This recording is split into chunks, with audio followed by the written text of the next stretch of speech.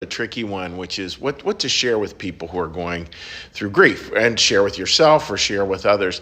And it's a tricky one, because I want to start out with this. A lot of people feel like there's the right thing to say and the wrong thing to say, and I don't really believe that. I think the biggest thing is not to say anything. That's the biggest mistake people can make. So this is not one of those, whatever you do, don't say this, or whatever you do say that. It's not that, because I think that's way too simplistic. It's to give some ideas around what to share with people who are going through grief, or what to share in ourselves, as we're going through times of mourning. So what we're doing is we're going to take a look at a passage here from the book Secrets of Heaven. And the context of this, friends, is a beautiful passage about the role that different tests and trials in our life have. And again, from a Christian New Church perspective, we don't believe that God sort of inflicts those on us to see how we'll do. That's not it at all. It's the idea that life is imperfect and God is with us through all those challenges. That's kind of the synopsis of how we hold it from our particular Christian perspective. And the other part of that that's really significant is a very practical part, which is at New Church Live, we've had many people speak who've gone through just horrendous experiences. A mom who lost a child in the Newtown shootings, a suicide attempt, a Holocaust survivor. I mean, the list goes on. And it was interesting. All these people kind of went through these trials, as it were, that were beyond sort of what we can imagine. And all of them came out the other end with grief and with I would say a permanent sense of loss in this life. I think that would be true to say. It wasn't all happy clappy, but they all came out with this beautiful idea of that life is a gift. And that's where we're going to end today, is that idea that life is a gift. So let me read for you this passage, because it needs a little explaining. We are not saved because of the trials in our life if we take any credit for them, since if we do, the result is conceit. We boast about it, consider ourselves more deserving of heaven than anyone else, and contemplate our superiority over others, despising them in comparison with ourselves. All these impulses are contrary to mutual love, and so to the blessings of heaven. The trials we go through reduce us to the sanity of believing that we deserve nothing. So let's pull that apart a little bit, and again, lots of really interesting parts in there. And I've not seen this with, by the way, this idea of sort of lording our trials over others, like, look how much I've overcome. Never seen that in the people we've had at New Church Live, or people have gone through real serious conflicts. But it's a warning that just be aware that we don't do that, whether our trials are big or small, because that actually gets into a place of conceit. And Nora McInerny she's a stitch. And she spoke at New Church Live. She'd lost her husband and her father within like 3 weeks of each other. And she had a beautiful observation about grief. She said one of the things that was hard for her is that people would play the grief Olympics.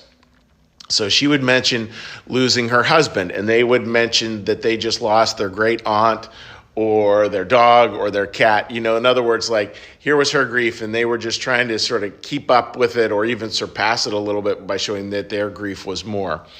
Now, a lot of the time, again, that's not coming from a bad place. It's coming from a wanting to connect. And I think the warning here is just make sure that if you have made that mistake, make sure it's coming from a good place. We never want to take our trials and be like, well, just, life was much harder for me. We don't want to do that. That's a load of hooey, as they would say, because that is conceited, and that is not what mutual love is about. And that's, mutual love is all this. It's love at a horizontal level. Anytime we get into grief Olympics, we're using grief as a competition that I've overcome more than you, or you've overcome more than other people. And, it ends up being like this stacking. And the people I've known who've gone through real serious challenges, they just don't do that. And that last line is really interesting to me, and this is very much sort of a Swedenborgian kind of line.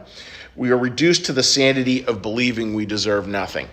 And one of the challenges when you read some of Swedenborg's stuff, it's beautiful, wonderful. We hold it as canonical. We hold it as something where the Lord is trying to share messages with us.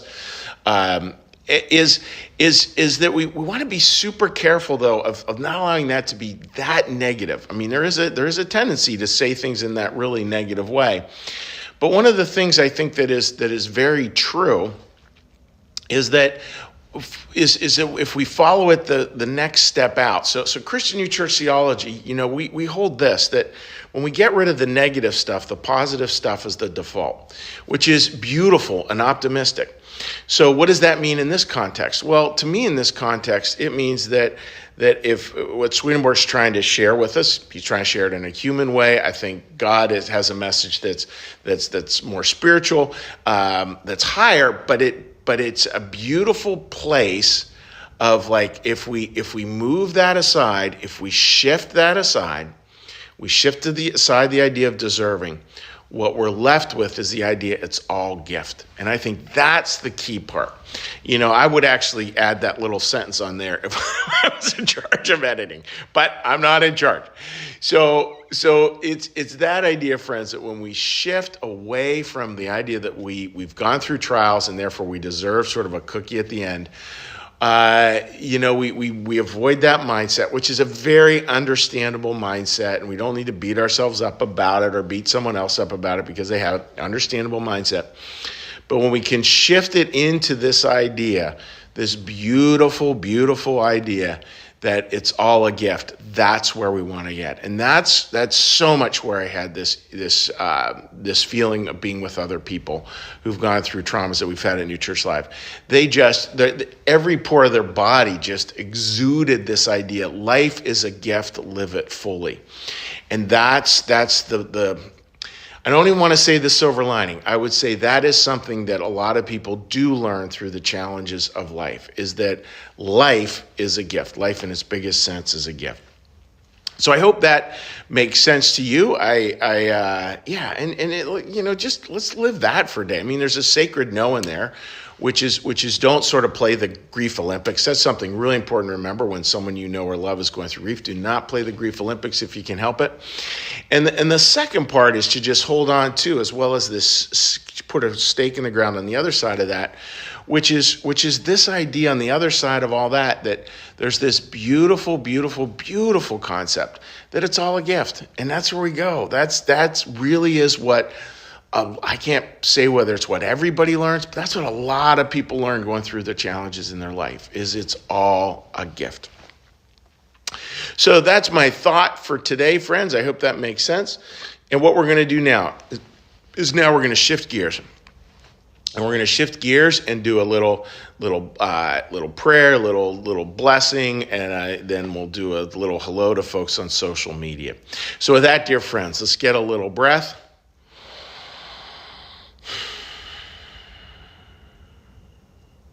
And a little meditation.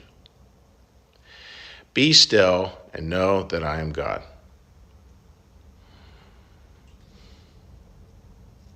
Be still and know that I am.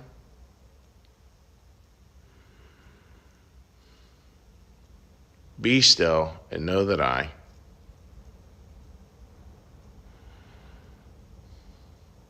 Be still and know that.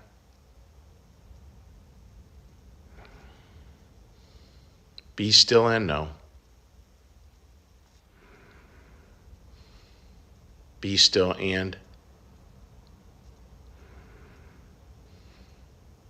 Be still.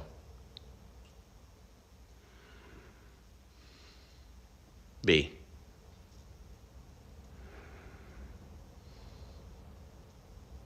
Our Father, who art in the heavens, hallowed be thy name. Thy kingdom come, thy will be done, as in heaven, so upon the earth. Give us this day our daily bread, and forgive us our debts, as we also forgive our debtors. And lead us not into temptation, but deliver us from evil. For thine is the kingdom, and the power, and the glory forever. Amen. May the Lord bless you and keep you. May the Lord make his face to shine upon you and be gracious unto you. May the Lord lift up its countenance upon you, bring you peace, bring you home. Amen. All right, dear friends, let's do a little cheery hello to folks who may have joined us here on social media. And we'll take a little look-see here. Excuse me, as I think it will show me right here. Yep, there we go. It came on through. All right, let's see what folks have to say. Good morning. Love the message, Chuck. Life is a gift. Yeah, and it really is. I mean, it's ridiculous. I could speak forever about the car ride bringing Eva Kor, Holocaust survivor, back from the Philadelphia airport. That woman was so full of joy because everything was a gift, and she lost her whole family in the Holocaust. Like, go figure, right? Except for her sister, go figure, right? But that's what I've seen happen over and over again. So it's good reminder. Mandy writes, good morning. Always enjoy the positive outlook you provide. Well, thank you. I think it is. I think it's the outlook we desperately need to have. Marcus, good morning to you. Linda, definitely a gift. Yes, that's beautifully said. And Linda, thank you for, and Beth actually sent me a little picture of her new Granberry. Beth is a friend that Linda and I share, who's been a wonderful addition to a lot of lives. Let me see if I missed any here. All right, there we go. Flipping on over here to this page. All right, no comments over there. All right, dear friends. Well, listen, God bless.